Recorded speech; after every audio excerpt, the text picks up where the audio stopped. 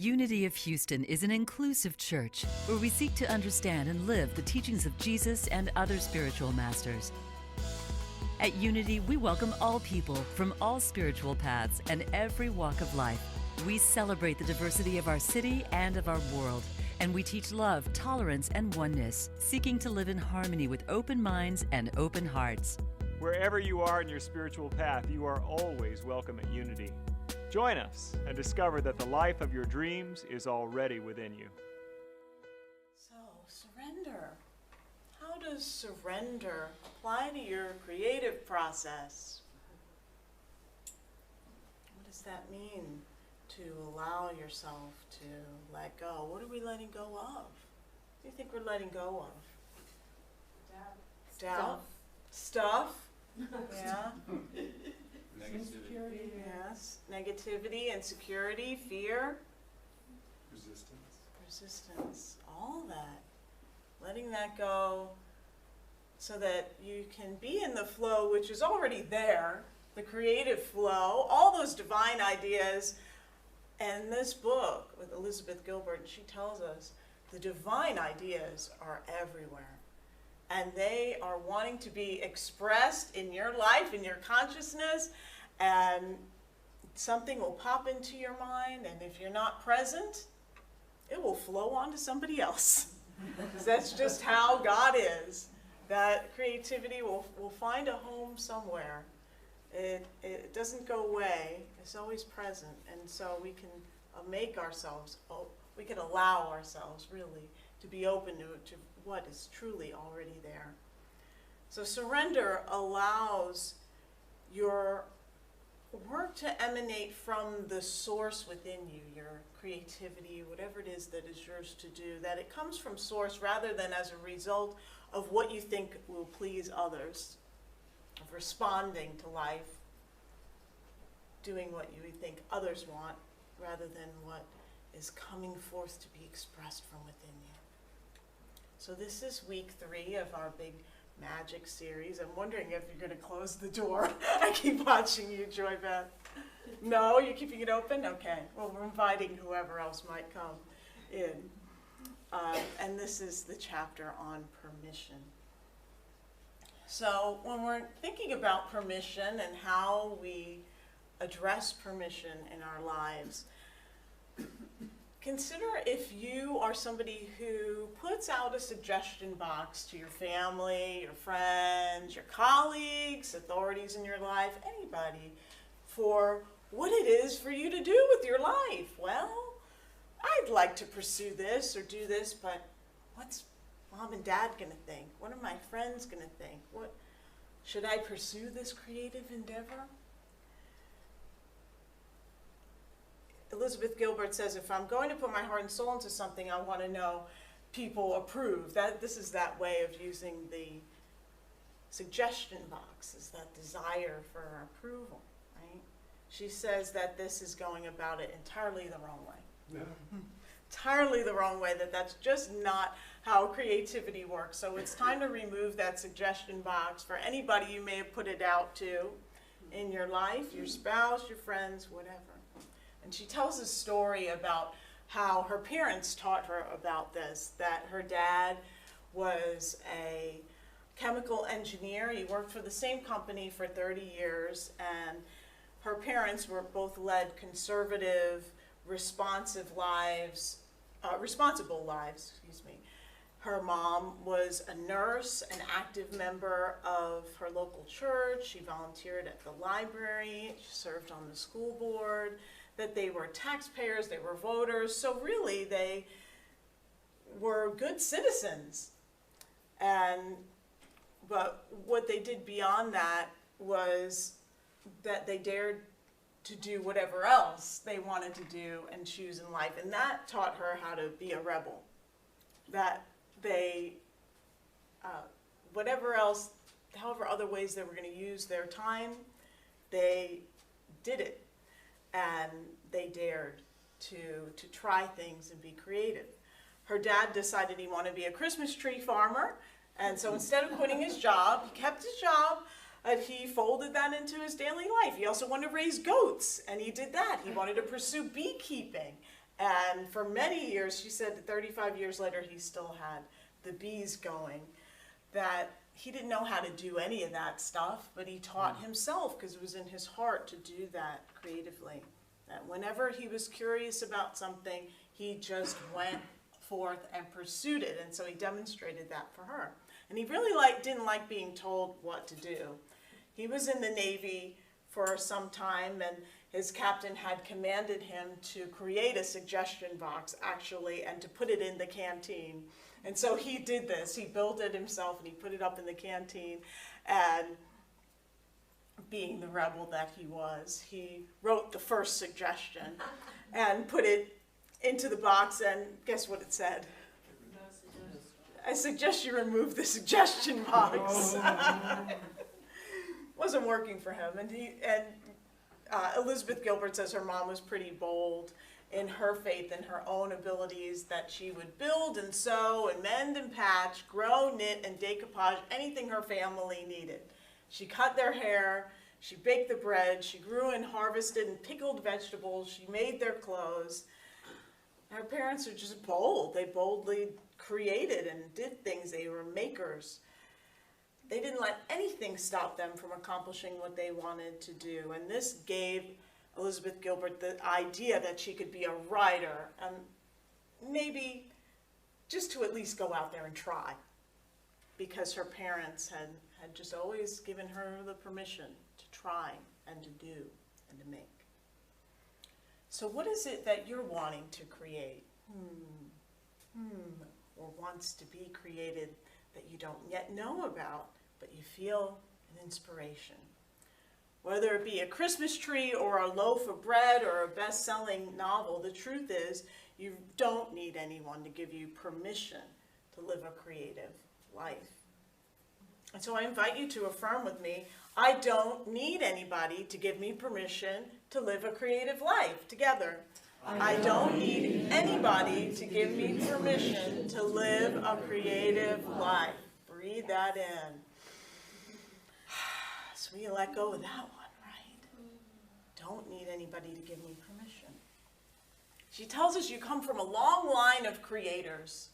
A long, long, long line that goes way, way back. So maybe your parents weren't makers. They might have been consumers, and you grew up just watching TV and eating sugar, waiting for something to happen. She said, and maybe their parents never encouraged you in your creativity, and maybe they lived lives of abuse or depression or addiction.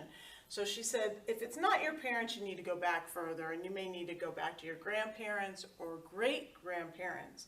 The odds are that they were makers. My grandparents all came from Italy. They were all immigrants. And on my mother's side, my grandma was a seamstress, and she made wedding dresses by hand. She stitched all those beads and sequins on by hand. And my grandfather was a cobbler who made custom-made leather shoes, and he put them on lasts. And imagine getting a shoe that was made exactly for your foot. Beautiful. And my mom told me when she was a kid she didn't appreciate it because she wanted store-bought shoes like the other kids. And now she wishes she had those shoes because they were precious and they were valuable. And she just didn't know. So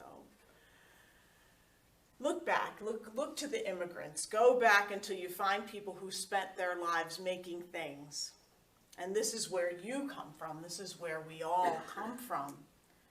The earliest evidence of recognizable human art dates back 40,000 years. Isn't that amazing? 40,000 years. You can even think that far back. The earliest evidence of human art.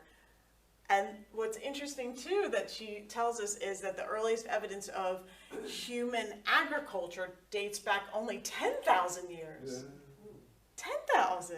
So in our collective evolutionary story, it's clear that we found it more important to make attractive stuff that we don't really need, that we like, than to learn how to feed ourselves on a regular, consistent basis. So this tells us about the inner creative impulse that we all have. We like creating things. And as we've been saying, it doesn't have to be in the arts. This is in all aspects of life. Engage creativity. What gets in our way is our desire for permission, approval, and even our desire for success can keep us from even approaching doing that thing that we want to do. Your creative desire is for sure your divine birthright as a human being. So we're called to do this with a cheerful heart and also not to take ourselves too seriously. That it's, you love doing it, you do it with all your heart, and then you let it go. And that's the process of creativity. If you're considering becoming a creative person, like, oh, well, I never thought of myself as that, I'll try that on. It's too late, you already are. God already said you are one. So don't worry about that. We all have these amazing treasures within us to unfold. Gilbert says it this way: the guardians of high culture will try to convince you that the arts belong only to a chosen few, but they are wrong and they're also annoying. Right? They're annoying. It's like, claim that back. Whatever thing you thought that was only in the realm of pure perfection and whatever, celebrity, take that right back for yourself, because there are ways to do that which you want to do. We can see by our social media culture that creativity now has access to more people than ever because it's less controlled by the gatekeepers. That we're saying, well, only these people can shine or be seen or be known. When I was in college for theater and music, we had music juries, and that was every term. And then in the theater department, they had this evaluation that was called sophomore review, and this happened after your first 2 years. So they got to know you for a couple, they gave you a chance, right? Get to know you for 2 years, and then was this big review after your second year that was basically whether or not they think you're gonna make it as a performer, or are they going to try to gear you towards administration or theater management or the technical aspects, whatever, directing something else, because, you know, we tried you out, but not so great. So I went in there with a kind of a trepidation. I had done some shows. in the theater department.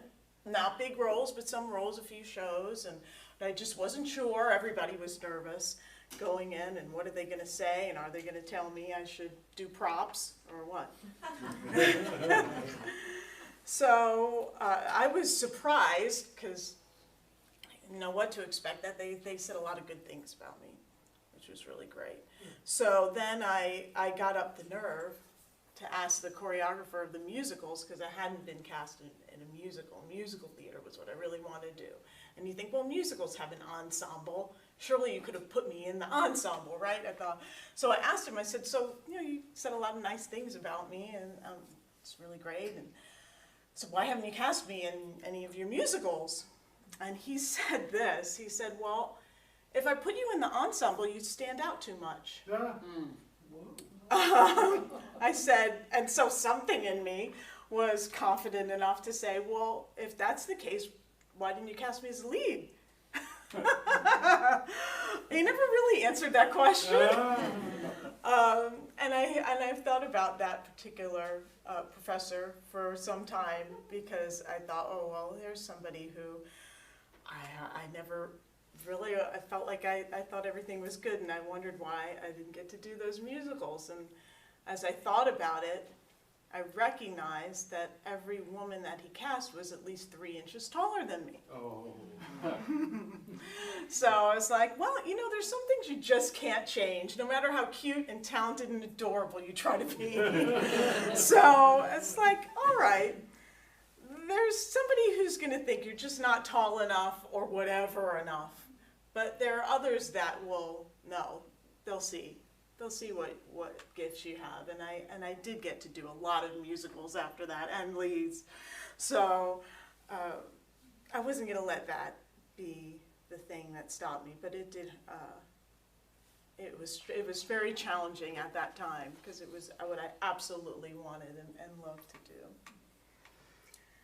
So to live a life where you're free to create, where you're free from the suggestion box, from doing things based on others' approval, you're free to explore, you need to develop what Elizabeth Gilbert says is a fierce sense of personal entitlement. And she said entitlement is a loaded word. It comes with a lot of negative connotations, so she says we need to really explain it here and what she means here. She said, you'll never create anything interesting out of your life if you don't believe you're entitled to at least try. To at least try it. To give yourself that permission to try it. The poet David White calls this sense of creative entitlement the arrogance of belonging. To include yourself in that group, whatever it is, of artists or creative people or ministers, and in my case, to see yourself as belonging there and to take up space there. Without this, you'll never be able to take any creative risks whatsoever. And he says it's not about egotism, it's not about self-absorption, which it sounds like it is, that it's strangely the opposite. That in accepting your belonging, it allows the divine force that is within you to take you out of yourself, out of the ego stuff, trappings and that kind of thing, to allow you to engage more fully in life. It takes you out of self-hatred, and it's not saying I'm the greatest, but rather simply saying I am here. I am here. And so defending yourself as a creative person is something that you may find that you need to come up and move forward into living this creative life that we're being called into. And it involves defining yourself. And it involves defining yourself daily and forever, Elizabeth Gilbert says. And she says she would remind herself, I am a writer. Using affirmations, using the I am and whatever it is that you're wanting the I am to express as. I am a minister, I am an actor, a dancer, a singer, a gardener, a chef. I am this, I'm that, and I'm also this other thing too. It doesn't have to be one thing, it can be all the things. It can be I don't know exactly what I am, but I'm curious to find out. And just be open to that curiosity. I had an acting teacher who told us that if you want to be an interesting actor, you need to do interesting things with your life. Not just acting, like go out and live some life and bring it back to your work. And I remember him saying, go to museums, travel, be in relationships with people, do things, have a hobby, so that you bring all that creativity from that other stuff that you're doing, and it feeds into your work, and it all comes together in a more enriching and more holistic way. One of the greatest fears that we have about creativity is that we won't be original enough. Well, here's the thing, is that all the ideas are already out there. They're already known. It's already been done. All the stories have been told, so forget about trying to tell a new original story that doesn't sound like anything that you've ever heard before. Elizabeth Gilbert says, just look at Shakespeare's plays. They cover it all, every storyline. So let go of that, because God already made each of us unique enough. We're all made uniquely. So the thing is that, yes, it's probably already been done, but it hasn't yet been done by you. And what you bring to it is the magic. That's what makes it unique. So what if you repeat something that other people have done before? Once you put your own passion and your own expression into it, the idea becomes yours, and it's new. So I hereby give you permission, in case you need it, to live your creative life, to design, to dance, to sing, to act, whatever the idea is, to make it yours, because it is your divine birthright. Namaste.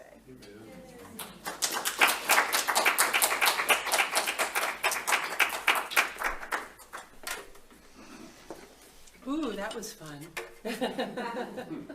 It was really fun listening to you talk about it, because you took us from the place where, you know, we're saddled with all of our ideas and about the people and expectations and things we have to do and things we can't do and supposed to do and all that, and you lifted us up and you just really helped us to shed all of that so that we could just be free. I mean, freedom is the deal, right? Freedom and fun, you know, just go have fun. I love it that you were also told, you know, not just to concentrate on your art, on your work, but to bring life experience into your work, to make your work three-dimensional, four-dimensional, you know, just to really bring it in. I just thought how wise that is and how apt. I mean, that really defines what art is. It is the synthesis. It's the synthesis of our human experience, and that's what makes it so relevant and makes it so relatable, because there's a dynamic that we all recognize. No matter what form it takes, or no matter what kind of art we're doing, we're communicating life experience through it on the unconscious level all the time, and solution and wholeness and perfection in a crazy way that we didn't even know. You know, we didn't know what it meant. So I was thinking about permission, and I thought about someone who gave me permission that I didn't ask for. And it was a dear friend that I grew up with. It was in middle school, and we were graduating. I can't remember now. We were definitely out of high school. We were in college, I'm sure, or even maybe past that. And I caught up with her in Austin and visited with her a bit. And I showed her some poetry that I had been writing and some things that I just thought, I just knew her heart, and I knew she would really appreciate it. And so I just said, here, look what I wrote. And I just gave her some of my poetry, some of my better ones. And she introduced me to a friend that was coming over for dinner, and she says, oh, and this is my friend Karen. She's from San Antonio, and she's a poet. And I was like, whoa, oh, no, I'm not a poet. I just write poetry sometimes, you know, but it was just like, oh my gosh, I was like, the ground started moving under my feet, you know. It was like putting me in a place that I hadn't. I mean, she just said, you wrote poetry, you're a poet. I mean, just the permission giving was astounding and unnerving. And I didn't own it for a while, but I have never forgotten it. Yeah, wow. Just the name, to give you a new name. Yeah, that's right. An introduction. Yeah. Yeah, I appreciated your saying that we don't need permission to live a creative life, and you know, God has granted us creativity that is sort of baked into the way we experience our world. But I also think that the way we inhabit our vessel reflects our willingness to be free in that responsibility. Because I'm reminded in the performing arts, it's fine for me to sing or play and just make noise, but I suppose visual artists and writers, for me there's a correspondence. If it's just paint on a canvas or just sounds in the world, it's only part of the equation. For me, the creativity needs to be a shared experience. it's interesting. I mean, I have a PhD in composition. Part of my training is to be discerning, is to say, that's this, that's not this, and so that comes with some editors built into the way I experience music. And is that antithetical to living a creative life? No. But I actually think that what this author is saying is it's not about creating. It's not about creating art. It's about creating, living creatively. The way we dress, the way we literally hold our bodies as we walk, the way we choose to communicate with each other, the way we listen to each other. Those are creative acts, and we can live inside that freedom of being creative without anybody's permission at all. And that I find liberating. That's very inspiring. Mm-hmm. I also think I was reminded of a quote by Rafe Vaughan Williams, about originality. He said, don't let your concern, speaking to students, don't be concerned about avoiding choosing something because somebody might have done it before you, if it's the right note. If it's the right one, then don't be concerned about what somebody else might have done with it before. Yeah. All ideas are original, or no idea is original. It's irrelevant. Yeah.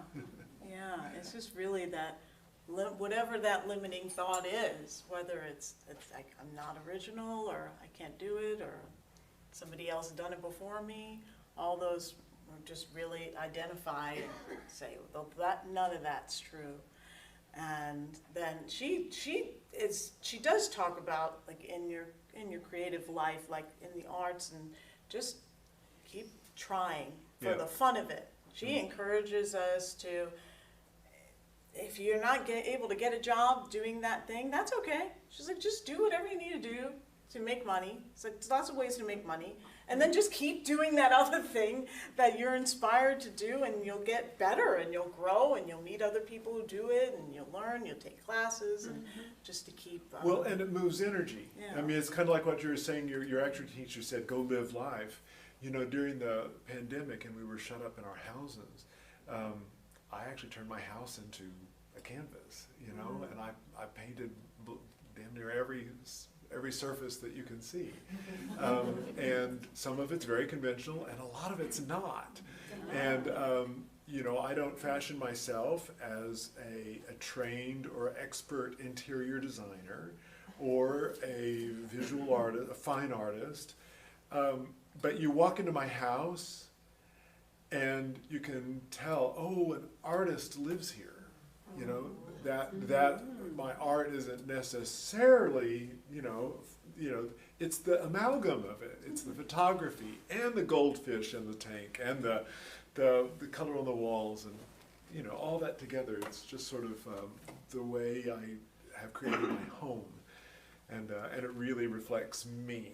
Now, it's very interesting, though. I get self-conscious about, okay, well, somebody who really does collect fine art, if they were to come into my house, it's like I project all this self-judgment on it, and I'm just thinking, no, it's my house.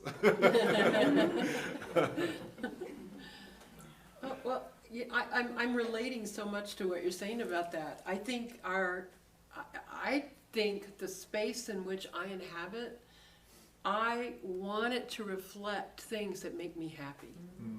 And sometimes they're handmade, sometimes I made them, sometimes somebody else did, somebody gave it to me. Just because they gave it to me, it's not something I would have chosen, but it makes me happy because I remember who gave it to me.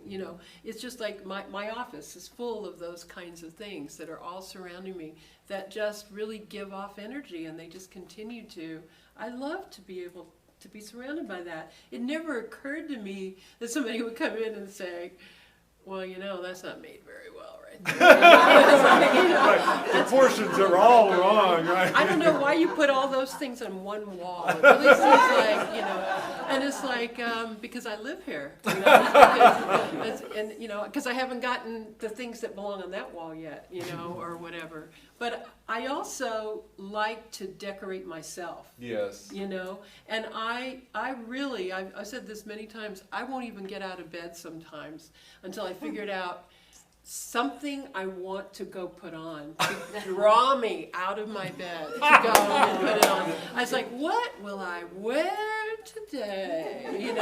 And what combination, what color, or what, the temperature. Okay, I start with one thing, long sleeves. Okay, long sleeves. All right, so what will that go with? And then how do I then, or the shoes, I got new shoes. I start with shoes, so I build up from shoes today, And it's like, this is what had to happen because the shoes, or those earrings, and I just have to find something that's going to make that work, And to me, I feel like I'm a piece of art walking in, Totally. and none of my clothes, none of my jewelry is like precious gems.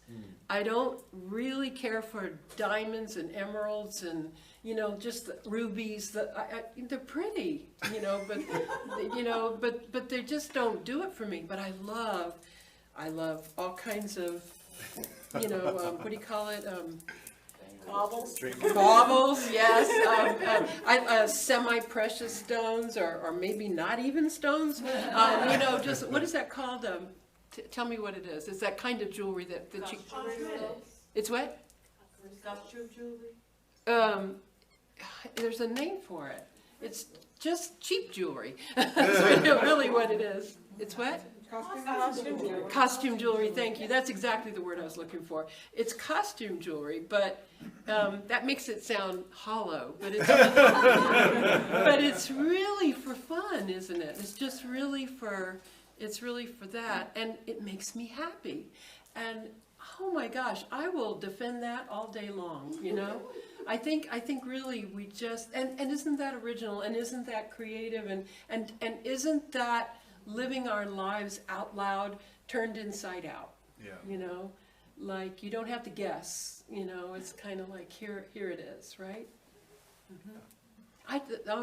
This is getting me excited. Well, I'm also getting ready to retire, so I am all about freedom right now. I'm just thinking of all the ways to run, screaming into the field, somewhere, and just, wave my hands in the air. So, sorry. It's all good. No apologies. You don't need permission. Do we? Yeah, that's right. I'd probably reject it anyway. So do we have any other thoughts we want to close before we go into prayer? Almost certainly, and let's go into prayer. Thank you for watching this message today. I'd like to invite you to join us in person here on campus at Unity of Houston for Sunday morning or Wednesday evening services. If you can't be with us here on our campus, you can still join us live on Facebook or on our website, unityhouston.org, Sunday mornings at 11 a.m. Central.